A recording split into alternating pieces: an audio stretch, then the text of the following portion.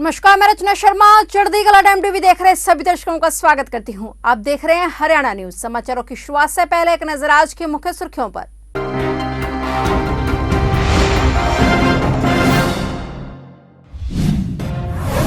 मुख्यमंत्री ने लाला लाजपत राय की जयंती पर उन्हें किया नमन। सीएम मनोहर लाल ने लाला लाजपत राय के स्वतंत्रता संग्राम में अतुलनीय योगदान को किया याद।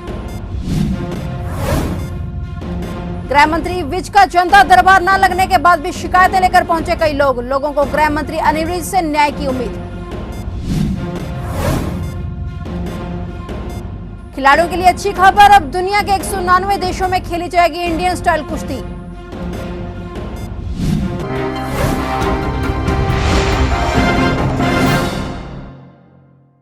और अब समाचार विस्तार से। मुख्यमंत्री मनोहर लाल ने पंजाब केसरी के नाम से प्रसिद्ध अमर स्वतंत्रता संग्राम सेनानी लाला लाजपत राय के 28 जनवरी को जयंती के अवसर पर आज उन्हें नमन किया है। मुख्यमंत्री ने लाला लाजपत राय के स्वतंत्रता संग्राम में अतुलनीय योगदान को याद करते हुए कहा कि लाला जी ने स्वाधीनता के लिए संघर्ष करते हुए अपने प्राणों की भी परवाह नहीं की। ब्रिटिश हुकूमत का विरोध करते हुए उन्होंने अपनी जान न्यौछावर कर दी। सीएम ने कहा कि लाला जी की कही बात सच साबित हुई है और उनकी शहादत ने आजादी की लड़ाई को एक नई दिशा दी है। ऐसे वीर अमर बलिदानी लाला जी का देश सदा ऋणी रहेगा। और सीएम मनोहर लाल ने ट्वीट कर भी इस पंजाब केसरी लाला लाजपत राय को नमन किया है। सीएम ने कहा कि आजादी के महानायक लाल बाल पाल में से एक पंजाब केसरी लाला लाजपत राय जी की जयंती पर उन्हें कोटि कोटि नमन। अपनी स्पष्टवादिता और अटूट राष्ट्र प्रेम के कारण लोकप्रिय हुए लाला लाजपत राय जी को हम सभी देशवासी सदैव याद करते रहेंगे। हर शनिवार को लगने वाला हरियाणा के गृह मंत्री अनिल विज का जनता दरबार आज नहीं लग पाया। कल देर शाम अनिल विज की तबीयत खराब होने के चलते जनता दरबार स्थगित करना पड़ा। लोगों तक इसकी जानकारी भी पहुंचाई गई, लेकिन इसके बावजूद काफी संख्या में लोग जनता दरबार में शिकायतें लेकर पहुंचे। इसके बाद गृह मंत्री अनिल विज के पीए व होम विभाग सेक्रेटरी ने लोगों की शिकायतें ली और विज तक शिकायतें पहुंचाने का आश्वासन दिया। और वहीं लोगों ने बताया कि उन्हें अनिल विज से ही न्याय की उम्मीद रहती है, जिसके चलते वे शिकायत लेकर पहुंचे थे। विज के जनता दरबार में प्रदेश भर से लोग शिकायतें लेकर आते हैं, जिस पर विज का एक्शन तुरंत रहता है और इसी के चलते गृह मंत्री के दरबार में भीड़ देखने को मिलती है। आज जनता दरबार स्थगित हुआ तो पुलिस ने बंदोबस्त कर लोगों को वापस लौटाया। विद्यार्थियों की परीक्षाएं सिर पर हैं, इसके लिए विद्यार्थियों पर अक्सर दबाव रहता है। प्रधानमंत्री नरेंद्र मोदी ने भी इस बार परीक्षा पे चर्चा को लेकर विशेष तौर पर विद्यार्थियों के लिए रखी और विद्यार्थियों को टिप्स दिए और विद्यार्थियों को कैसे बिना स्ट्रेस के परीक्षा देनी चाहिए। इसके अलावा उन्होंने अभिभावकों को भी कई तरह के टिप्स दिए। हरियाणा के शिक्षा मंत्री कंवरपाल गुर्जर ने कहा कि यह देश का सौभाग्य है कि देश को ऐसा प्रधानमंत्री नरेंद्र मोदी के रूप में मिला है जो सभी वर्गों की चिंता करता है। वहीं विद्यार्थियों ने भी प्रधानमंत्री के मन की बात में भाग लेकर इस पर संतोष जाहिर करते हुए इसके लिए प्रधानमंत्री व विभाग का धन्यवाद किया। बच्चों के बीच बैठ के पूरा सुनने का सौभाग्य प्राप्त हुआ है और हम सब बहुत ही सौभाग्यशाली हैं कि हमें ऐसे प्रधानमंत्री मिले हैं जो हर वर्ग की चिंता करते हैं और उस पर चर्चा भी करते हैं। और एक अभिभावक की तरह उनको इस प्रकार बात की भी चिंता है कि अभी जिस प्रकार से बच्चों की परीक्षाएं हैं तो उसमें कई बार वो टेंशन में जाते हैं, दबाव में जाते हैं, तो उनको दबाव से निकालना और इस प्रकार का एक माहौल तैयार करना, उसके लिए उनका जिस प्रकार का प्रयास है और अभिभावकों के लिए भी किस प्रकार से उनका व्यवहार रहना चाहिए उसके प्रकार का भी उन्होंने मार्गदर्शन दिया। तो मैं तो बहुत उससे प्रभावित हूँ उससे और मैं समझता हूँ निश्चित तौर से बच्चे उनके मार्गदर्शन से लाभ उठाएंगे। मिट्टी की कुश्ती के खेल और खिलाड़ियों के लिए अच्छी खबर सामने आई है। World federation of Indian style wrestling और यूनाइटेड वर्ल्ड रेसलिंग एसोसिएशन के बीच करार हुआ है, जिसके तहत ही UWWE दुनिया भर में परंपरागत कुश्ती शैली को बढ़ावा देगा। यानी अब दुनिया भर के 199 देशों में इंडियन स्टाइल कुश्ती खेली जाएगी। यह जानकारी इंडियन स्टाइल रेसलिंग एसोसिएशन की राष्ट्रीय अध्यक्ष नफे सिंह राठी ने दी है। राठी का कहना है कि कुश्ती दुनिया का सबसे पुराना खेल है। यह महाभारत काल में मल्लयुद्ध के रूप में जाना जाता था और world federation of Indian style wrestling 1958 से लगातार खुशियों का आयोजन करवा रहा है।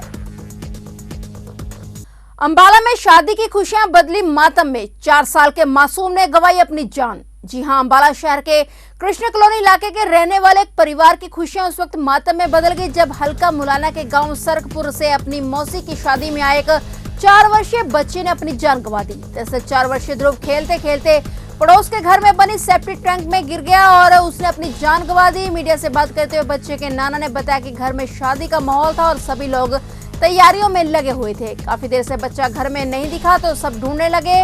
उसके बाद पता लगा कि बच्चा पड़ोस के घर में बनी टैंक में गिर पड़ा। सूचना पाकर मौके पर पहुंची पुलिस ने शव का पोस्टमार्टम करवाकर परिजनों को सौंपने की बात कही है। ये कृष्णा कॉलोनी नया गांव से इन्फॉर्मेशन मिली थी, तो वहाँ पर ये पाया गया था कि गांव सरकपुर मुलाना हल्के से है। वहाँ का एक परिवार था जो यहाँ किसी विवाह समारोह में कृष्णा कॉलोनी में आया हुआ था। इनका 4 वर्षीय लड़का ध्रुव खेलते हुए साहब के घर में चला गया था, जहाँ मेन होल के ब्रोकन ढक्कन के कारण वो नीचे गिर गया। विवाह समारोह के कारण पता नहीं चला परिजनों को। करीबन 1-1.5 घंटे बाद जब उन्होंने देखा तो वो बच्चा जो 4 वर्षीय मृत पाया गया और उसकी बॉडी जो है वो मॉर्चरी में पहुंचा दी गई है और पुलिस कार्यवाही कर रही है। सर पोस्टमार्टम जो है वो भी प्रक्रिया में है और शीघ्र ही पोस्टमार्टम के बाद बॉडी जो है परिजनों के हवाले कर दी जाएगी। दिल्ली से सटे फरीदाबाद के DLF फेज 1 में एक युवक ने दोस्त द्वारा उसके फोन से बात न कराने पर खुद पर पेट्रोल डालकर आग लगा ली। आग लगाने के कारण वह बुरी तरह से झुलस गया। बुरी तरह झुलसे युवक का कहना है कि उसने अपने दोस्त सुनकरी से अपनी बहन से बात करने के लिए फोन मांगा था, लेकिन उसके दोस्त ने उसे फोन नहीं दिया। इसी से खफा होकर उसने ऊपर पेट्रोल डाल लिया और खुद को आग लगा ली। आग लगने के कारण बुरी तरह झुलसे युवक को फरीदाबाद के जिला अस्पताल बादशाह खान में इलाज के लिए लाया गया, जहां पर डॉक्टर ने उसकी गंभीर हालत को देखते हुए उसे दिल्ली के सफदरजंग इलाज के लिए रेफर कर दिया है। ये ड्राइवर है साहब। अच्छा। अपने यहाँ पे कंपनी में काम करता है, ड्राइवर है। सुबह से पी के टल्ली था, सुबह से शराब पी रहा है रेगुलर। उसके बाद में पता नहीं ऐसे पहले इसका आया, अंदर भी आया था, गोडाउन के अंदर भी आया। उसके बाद में बाहर चला गया। जाने के बाद में फिर पता नहीं इसके क्या मन में आई, कैसे क्या कहाँ से पेट्रोल लेके डाल के आग लगा दी। तो कब से कर रहा है? डीजल डाला है, क्या डाला इसने? ड्राइविंग करता है आपके पास? हाँ, ड्राइविंग करता है। कौन सी कंपनी है? अभी ये ट्रांसपोर्ट है साहब अपना। ट्रांसपोर्ट है। कहाँ लगाई इसने आगे वैसे? ये रोड के ऊपर ही लगाई। घटना कहाँ की है? ये DLF फेज 1 की। DLF फेज 1 की। नाम जोगिंदर है इसका? हाँ, जोगिंदर। तो इसको बताया था दोस्त भी था, उसने मोबाइल नहीं दिया इसको इस बात को लेकर? नहीं, मोबाइल ऐसा कुछ नहीं है जी, वो पिया हुआ है और कुछ नहीं है। वजह की नहीं पता चल पाया क्यों लगाई इसने? ना ठीक। बाकी घर से थोड़ा परेशानी है इसके, क्यों इसके अभी पीछे इसका भाई एक्सपायर हो गया था। उससे पहले इसकी भाभी भी छोड़ के चली गई थी। मम्मी अब भी एक्सपायर हुई है, ज़्यादा 10 या 15 दिन की बात है। तो उसी वजह से घर से ज़्यादा परेशान है। डिप्रेशन में चल रहा है। हाँ, बस वही। चरखी दादरी के गांव मानकावास के मंदिर में आयोजित भंडारे में गए एक युवक पर बाइक सवार 2 युवकों ने सिर में गोली मार दी, जिससे हरविंदर नामक युवक गंभीर रूप से घायल हो गया और उपचार के लिए दादरी के सिविल अस्पताल में भर्ती करवाया गया। वहां उसने दम तोड़ दिया। सूचना मिलते पुलिस मौके पर पहुंची। बता दें कि गांव मानकावास के मंदिर में भंडारे का आयोजन किया गया था, जिसमें 25 वर्षीय हरविंदर अपने साथी के साथ पहुंचा था। इसी दौरान बाइक पर सवार 2 बदमाशों ने हरविंदर पर ताबड़तोड़ गोलियां चला दी। वहीं बदमाश पिस्तौल हवा में फहराते हुए फरार हो गए। मृतक के पिता के मुताबिक उसके बेटे हरविंदर की गांव के एक युवक के साथ कहासुनी हुई थी, जिसको लेकर उक्त युवक उसके बेटे के साथ रंजिश रखता था और रंजिशन ही उसके बेटे की गोली मारकर हत्या की गई है। मृतक के पिता की शिकायत पर पुलिस ने 3 लोगों सहित 3-4 अन्य के खिलाफ हत्या सहित कई धाराओं के तहत मामला दर्ज कर लिया है। टोहाना शहर के सपड़ा मोहल्ला में रहने वाली आंगनवाड़ी सुपरवाइजर महिला के घर में घुसकर अज्ञात चोरों ने लाखों रुपए के सोने के और चांदी के गहनों व मोटरसाइकिल चोरी की वारदात को अंजाम दिया है, जिसके बाद महिला ने इसकी सूचना पुलिस को दी। पुलिस की टीम मामले की जांच में जुटी हुई है। चोरी की वारदात पास लगे CCTV कैमरे में कैद हो गई। इसके आधार पर पुलिस आरोपी को गिरफ्तार करने का दावा कर रही है। वही शिकायतकर्ता के मुताबिक चोर घर में रखे 32 तोले सोने के गहने, 6 तोले चांदी के जेवर व एक मोटरसाइकिल चुरा कर ले गए, जिसके खिलाफ कार्रवाई की मांग की गई है। राज्यसभा सांसद दीपेंद्र सिंह हुड्डा राधौर क्षेत्र के सरस्वती नगर में एक कार्यक्रम में पहुंचे थे। यहां उन्होंने शुगर मिलों में 5,500 करोड़ का घाटा बताकर किसानों को खुद शुगर मिल चलाने के मुख्यमंत्री के प्रस्ताव को गैर जिम्मेदाराना बताते हुए कहा कि हरियाणा सरकार पर तो 3.25 लाख करोड़ से अधिक का कर्जा है और फिर तो मुख्यमंत्री को सरकार भी छोड़ देनी चाहिए। उन्होंने कहा कि सरकार ने गन्ने का रेट सिर्फ 10 रुपए बढ़ाया है, जो किसान के खून पसीने की कमाई के साथ क्रूर मजाक है। वहीं उन्होंने कहा कि 1 फरवरी से पार्टी हाथ से हाथ जोड़ो अभियान चलाकर जनता को सरकार की जन विरोधी नीतियों से अवगत करवाएगी। ट्रैफिक पुलिस पंचकुला के सौजन्य से रोड सेफ्टी वीक 2023 के तहत कालका परवाणु बॉर्डर के पास से लोगों को ट्रैफिक नियमों के प्रति जागरूक करने के लिए बाइक जागरूकता रैली का आयोजन किया गया। बाइक रैली को डीसीपी पंचकुला सुमेर प्रताप सिंह ने हरी झंडी दिखाकर रवाना किया। डीसीपी पंचकुला ने बताया कि रोड सेफ्टी वीक के अंतर्गत लोगों को ट्रैफिक नियमों के प्रति जागरूक करने के लिए कई प्रकार की एक्टिविटी की गई। आज इसका समापन होना है और इसी के मद्देनजर बाइक रैली निकाली जा रही है। उन्होंने कहा कि इस बाइक रैली के माध्यम से लोगों को संदेश दिया जा रहा है कि अपने व दूसरों को सुरक्षित रखें और यातायात नियमों का पालन करें।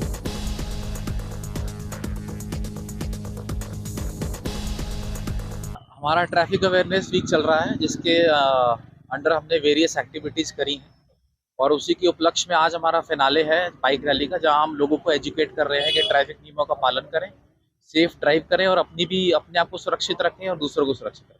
तो ये थे हरियाणा के समाचार और नए समाचारों के साथ फिर से हाजिर होंगे। तब तक के लिए देखते रहिए चढ़ती कला टाइम टीवी और अब मुझे दीजिए इजाजत। धन्यवाद।